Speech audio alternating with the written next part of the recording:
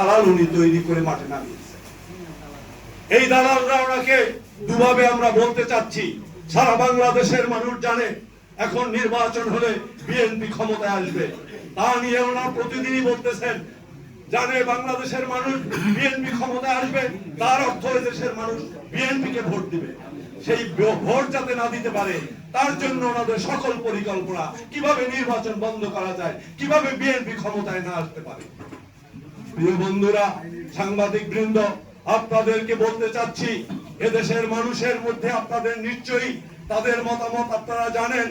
যদি ডক্টর ইউনূসের বিরুদ্ধে বিএনপির আন্দোলন করতে হয়, সে আন্দোলন হবে অত্যন্ত ভয়াবহ।